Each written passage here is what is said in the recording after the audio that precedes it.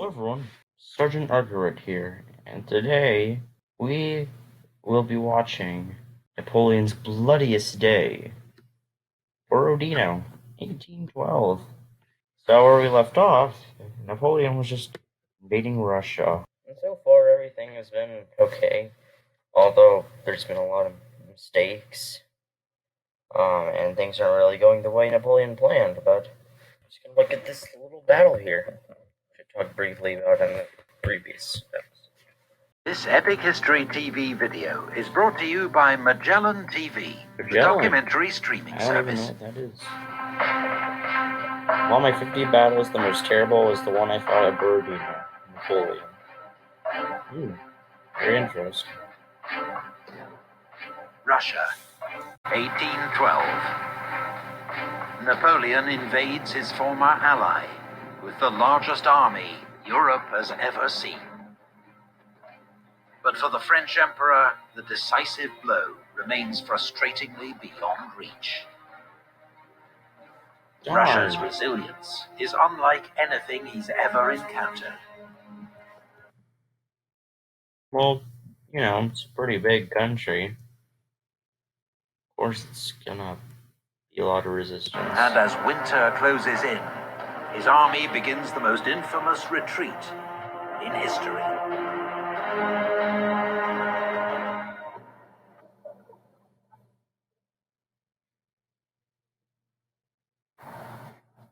September 1812. 10 weeks had passed since Napoleon invaded Russia with more than 500,000 men.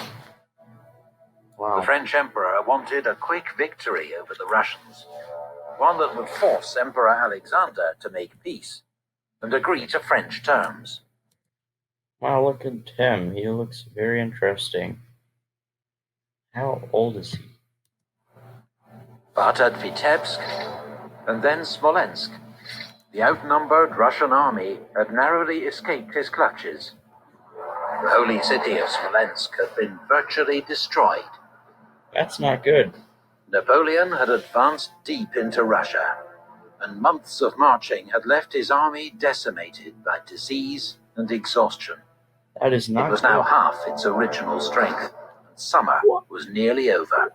Why? But finally, 70 miles west of Moscow, near the village of Borodino, the Russians had turned to offer battle.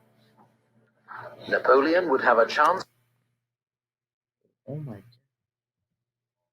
to win the decisive victory that he believed would end the war. Soldiers, here's the battle you have so long desired. Henceforth, victory depends on you. Following proclamation to the army at the eve of the battle. The Russian army, commanded by the 67-year-old one-eyed veteran General Kutuzov, occupied a defensive position across the two main roads leading from Smolensk to Moscow. General Barclay de Tolly's First Army was on the right, its front protected by the Kalatsha River. Why is Borodino so important? Like, why are the Russians trying to defend it so much, and why do the French think that they're going to win the war if they win this battle? Steep banked, but shallow and easily forded. Prince Bagration's Second Army was on the left, a more open position but reinforced by major earthworks, the Great Redoubt, and what the French nicknamed for their shape, the Flèche, the arrows. Another forward redoubt at Shevardino was expected to delay the enemy's advance. Historians still dispute the size of the Russian army, but it's likely Kutuzov had around 121,000 men and 680 guns at Borodino. That is a big number. On the 5th of September, Napoleon's army began to arrive from the west. Around 130,000 men, 585 guns.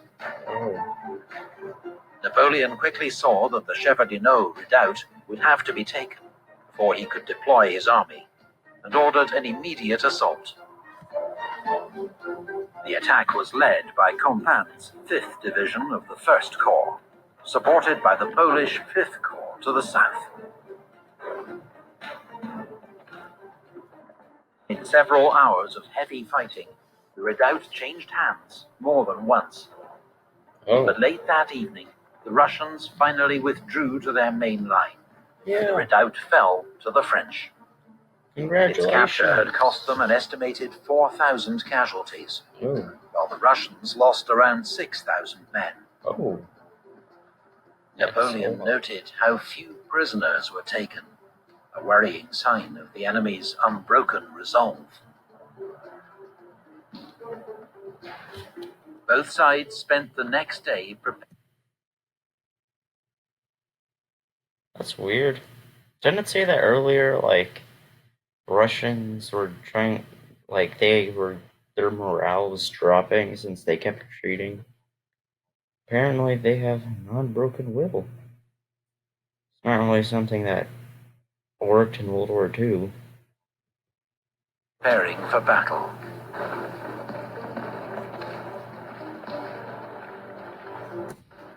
Marshal Davout, commanding French First Corps and widely considered Napoleon's most able subordinate, appealed to the Emperor to use his corps to make a wide, outflanking attack to the south.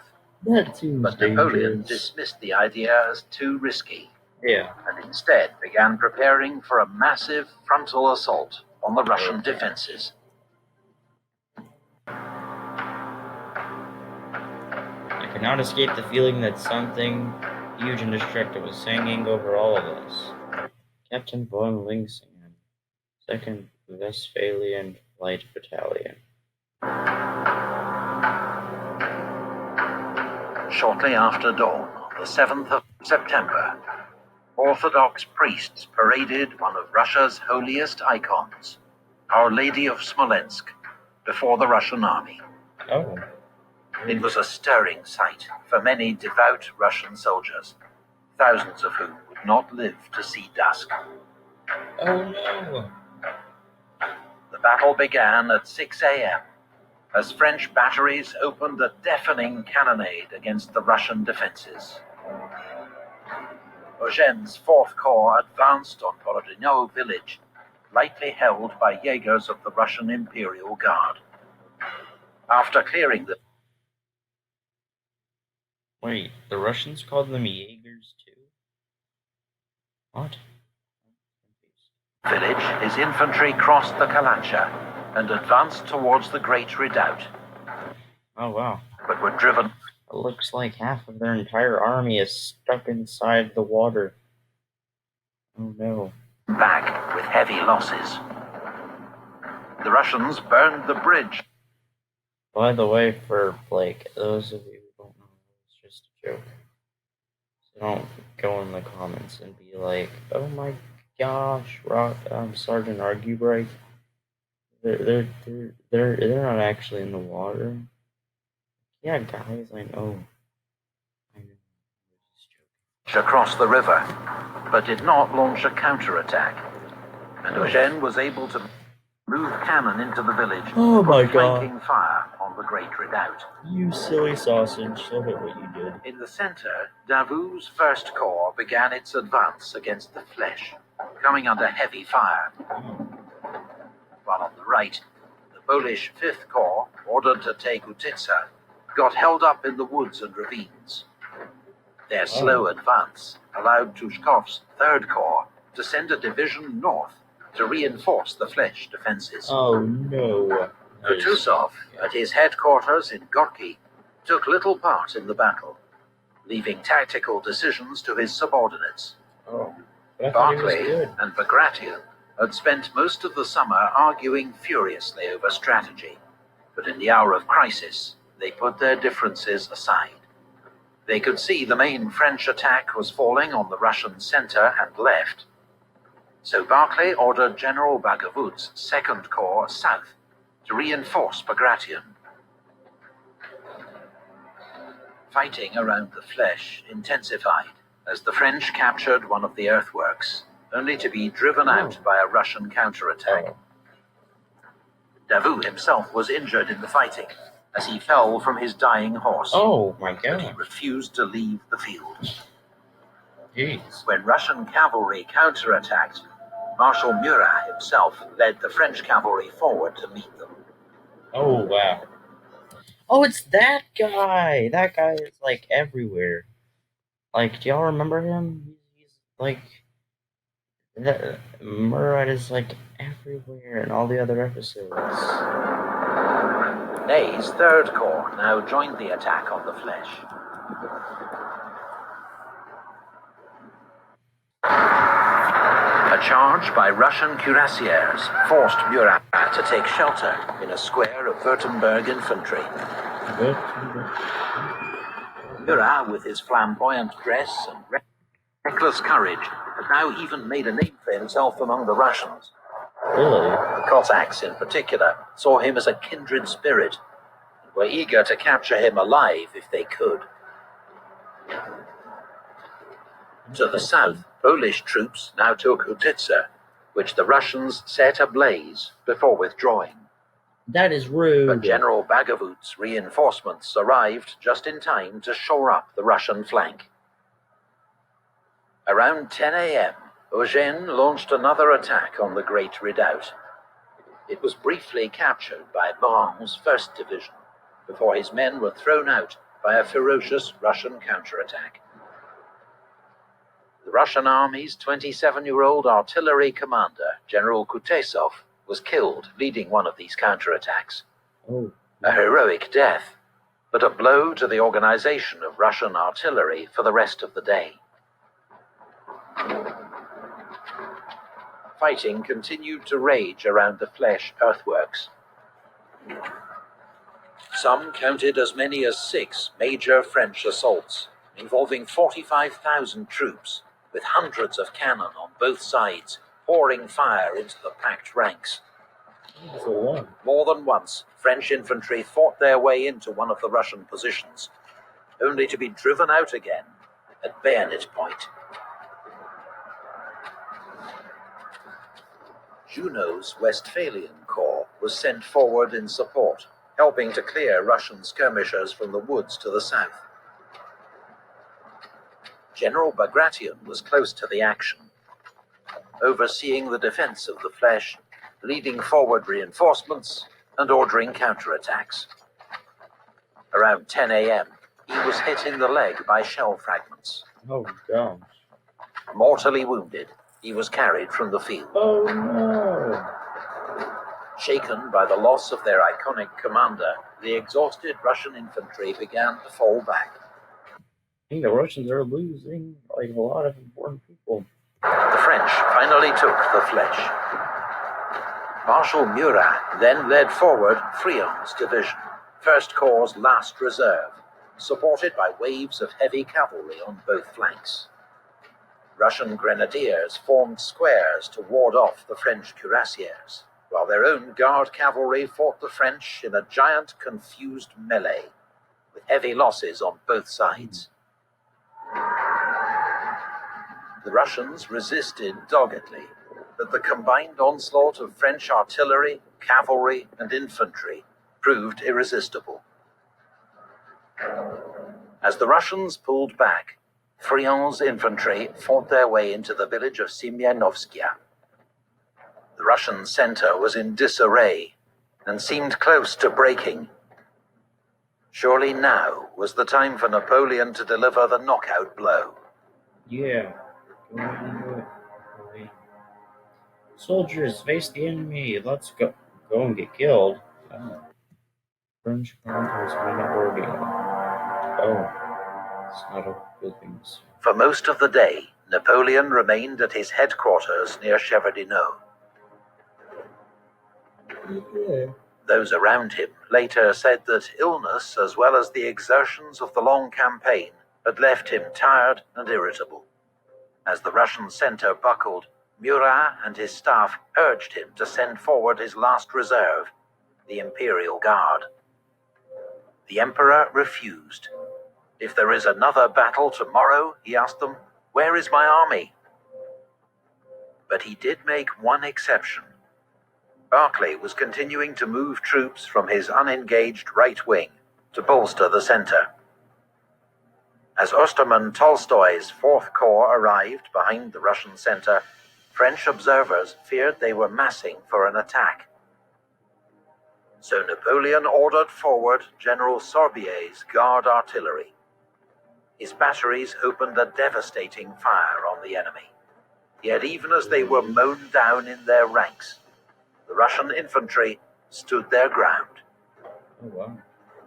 On the Russian right wing, all remained quiet. So General Platov, commander of the Don Cossacks, proposed that he lead an attack on the lightly defended Borodino village. Permission received, Generals Platov and Uvarov led a force of 8,000 Cossacks and cavalry across the Kalacha River. They fell on French and Italian troops around Borodino with complete surprise, spreading panic and disorder.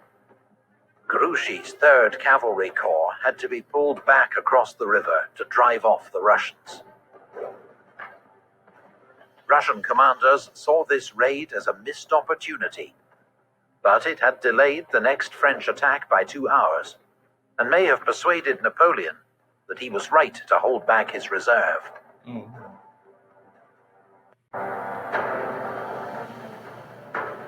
I've never seen such carnage. General Napoleon's at the camp. What? Wounded for the 22nd time. That is a lot of times they've been wounded. The 22nd time, my Borodino. Around 3 p.m., the French launched their biggest assault yet on the Great Redoubt. Wow. Oh, wow, they're just hitting it with everything. Russian gunners targeted the French infantry advancing to their front, allowing French cavalry to outflank the redoubt and charge it from the rear. Saxon cavalry were first in, cutting down Russian infantry and gunners almost to the last man. It was an astonishing feat by the horsemen, against all the rules of war, and testament to the ferocity of the fighting. As Eugene's infantry consolidated their hold on the redoubt, he ordered forward all the available cavalry to exploit this success. But they were met and checked by the last Russian cavalry reserves. Oh, he's gone. Eugene now implored Napoleon to commit the gone. Imperial Guard. But again, the Emperor refused. Oh. I will not destroy my guard, he told his staff. I am 800 leagues from France, and I will not risk my last reserve. By 5 p.m., both armies were in a state of utter exhaustion. The battlefield was strewn with dead and wounded. Wow. Some infantry battalions could muster only a third of their strength. Jeez. Cavalry could advance no faster than a trot. Gun crews were collapsing with fatigue. As dusk approached, fighting slowly died out across the battlefield. Wow, they're tired just like me. Napoleon and the French army expected the fighting to resume the next day. But by dawn, Kutuzov, having learned the full, horrifying scale of Russian losses, had ordered a withdrawal. What was the casualties? Please. The losses on both sides were enormous. Russian casualties are estimated at 44,000. French losses around 30,000, including 49 generals. What? That is crazy. 12 of them killed. Oh, that 12 generals Borodino killed. would prove to be the bloodiest single day of the Napoleonic Wars. Oh. The Russian army could not fight another battle until it had received major reinforcements. Oh my gosh, they're so close to Moscow. and so Kutuzov decided that he must abandon Moscow. On the 15th of September, a week after his victory at Borodino, Napoleon entered the city. He would find it virtually deserted, and already the first fires starting to burn.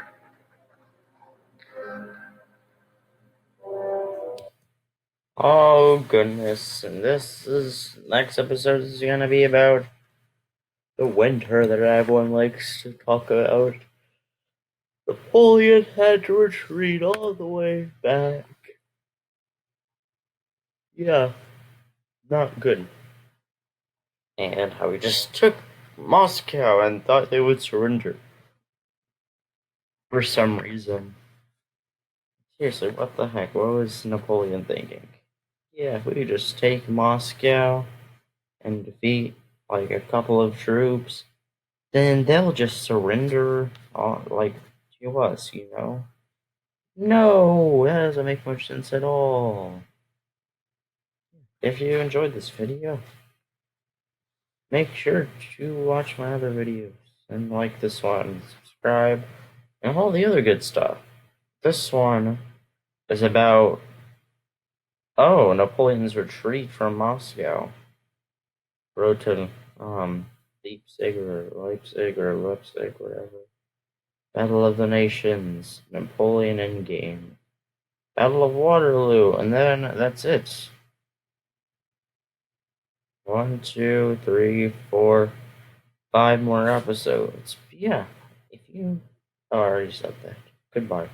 Hello everyone, if you enjoyed this video, make sure to like it and subscribe to my channel. And turn on the notification bell thingy. And if you didn't, then make sure to leave a thumbs down. But yeah, that would be greatly appreciated. And while you're at it, go ahead and watch my other videos. They're probably just as good, and if not better than this one right now. Except for my oldest videos, don't watch those. And, subscribe to these people down here, my fellow sergeants. They're other YouTubers that I either know or I have in high regards. Yeah, even my cat agrees. So, thank you for watching, and have a great day.